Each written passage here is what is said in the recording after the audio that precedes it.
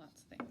So this video is just for the bowl to begin with, and then I'll be doing two other videos that'll show you what to do, some ideas with the other items.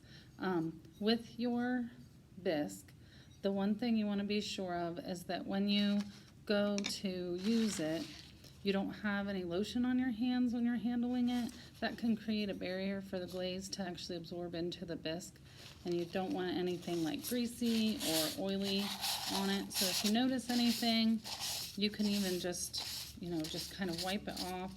You are going to see in your kit that you have containers with enough glaze in them, and you pick 3 colors. So in this example, I picked red, I picked white, and I picked black. So we've got those colors for our bowl.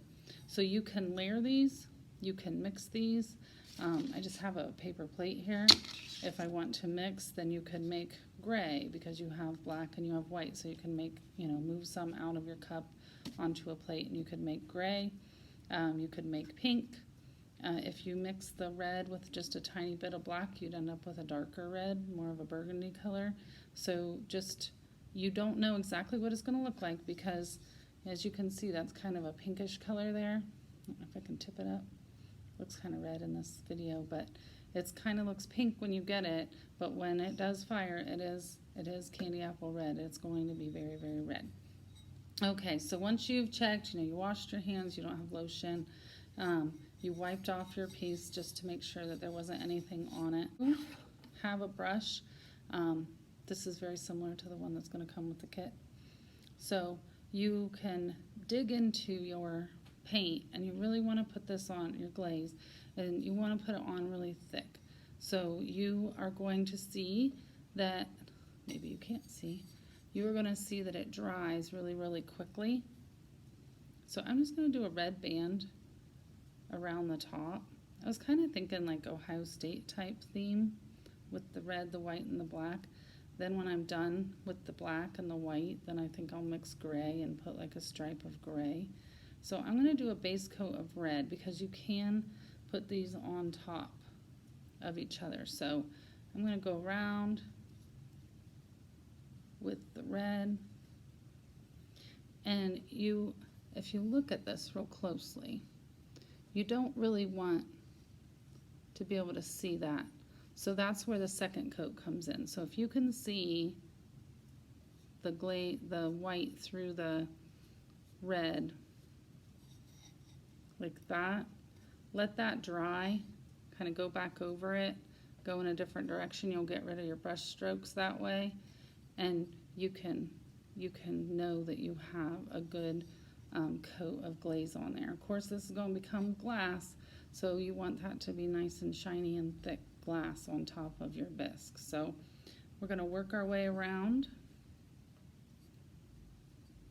You're kind of scooping the paint, the glaze out of there as you are glazing. So that's different than using some other paints. You're not always going to be doing that. You're not going to be trying to put it on so thick. But you can kind of get 2 coats in one if you put it on real thick like that.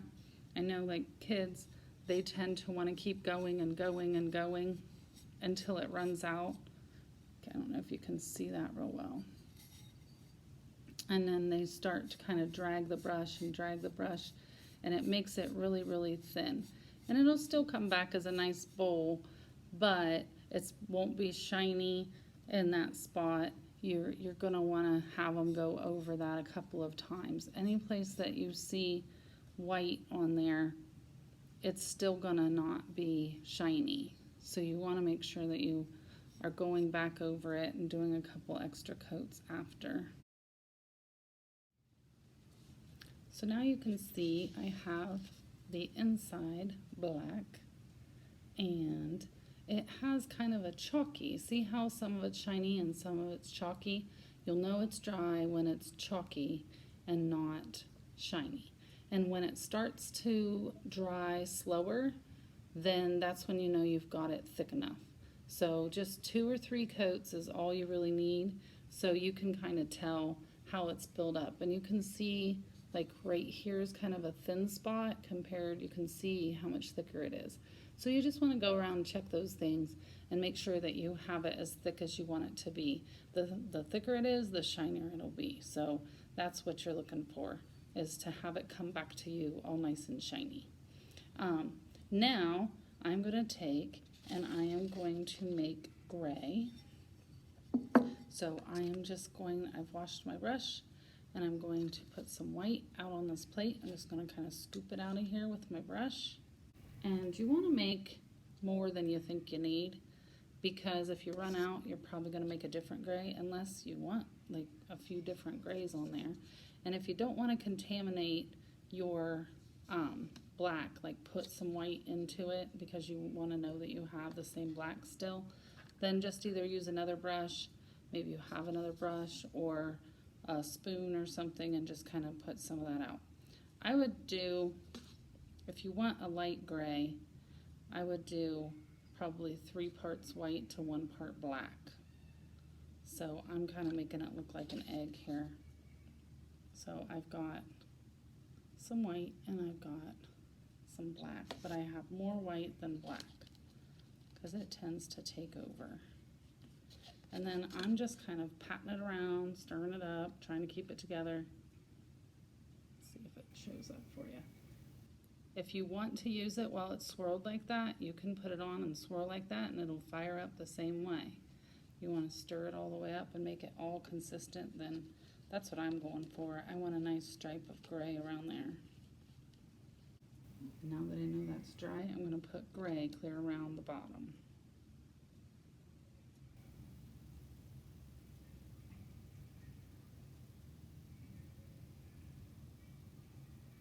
The only place we don't want glaze is on that rim around the bottom. You can put it over top of the Made in China and over this little ring there.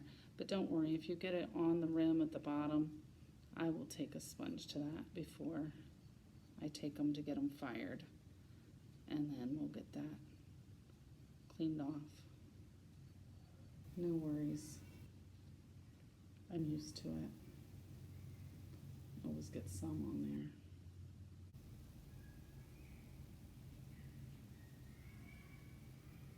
So I'm kind of dragging the brush off to the side so it leaves behind more. If you hold the brush straight up and down, you're kind of wiping it off a little bit. The more you drag that brush, the more it leaves behind, and you can get 2 coats for the price of 1.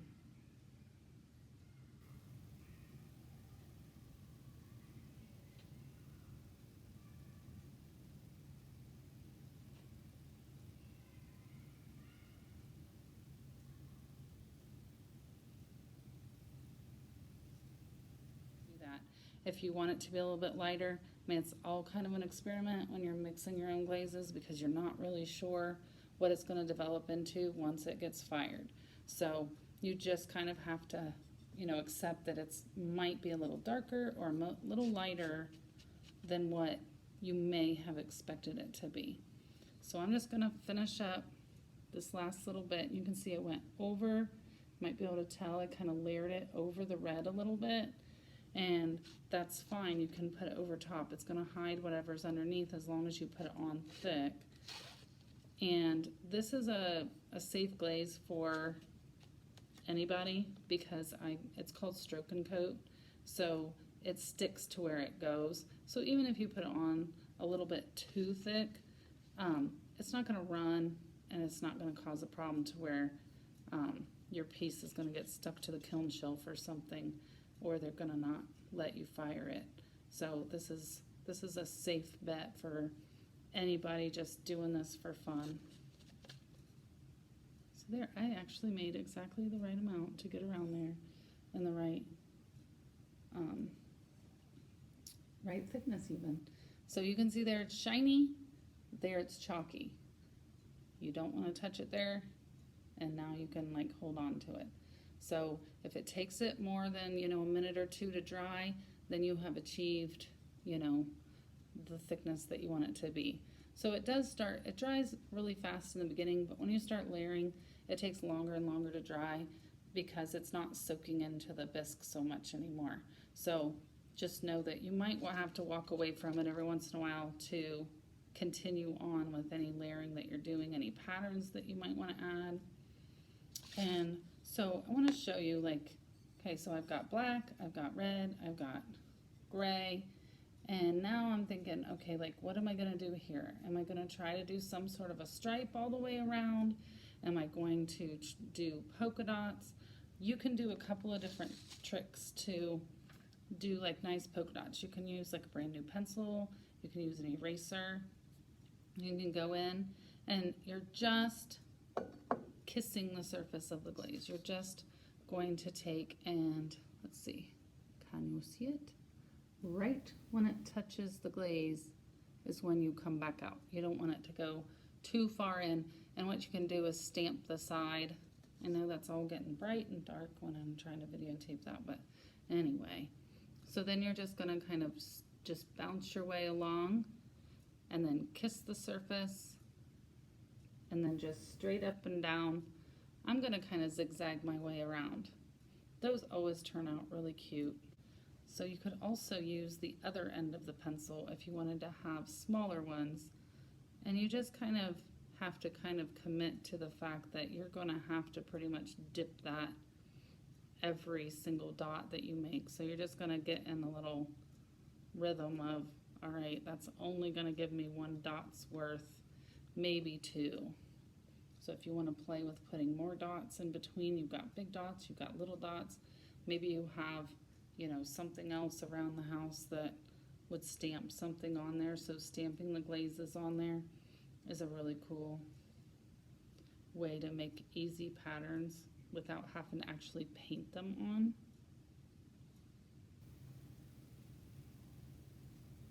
So that's going to be really cute if we continue that all the way around. I like that a lot. You could also use just the other end of your brush. I don't have a clean one though, do I? But you could always just take the handle end of the brush, and maybe we want to put black dots, little black dots in the middle of our white dots when they're dry. That'd be kind of fun. Or maybe we want to put black dots on the place where the red and the gray meet. That could be kind of fun too. I like that. So I might continue with that. And I kind of like how the end of the brush makes some of the dots bigger, some of the dots smaller. Sometimes I purposefully am like, okay, I'm going to do 3 dots before I refill it, because then that way they kind of go bigger and smaller and bigger and smaller. So you can kind of think about how you want that to play out for you. But I kind of like the variety instead of just leaving it all the same. The eraser will pretty much give you the same size dot every time. And the tip of the pencil kind of does that same thing, but when you've got that rounded edge. So there it kind of shows where I kind of made like a hill and a valley. And that's kind of the cool part of like a handmade, homemade, I did it myself kind of item. It's not perfectly straight all the way around. You can tell that somebody actually took the time to sit and, you know, design their own bowl. So I'm going to finish up some more stuff on it, and then I'm going to fire this, and I'm going to show you the final product. So this is the bowl. If you choose red, white, and black, some of the things that you could do with it. But you could also, like I said, you could make pink, and you could play with it in a whole different way. I'll give you some more ideas in the next video.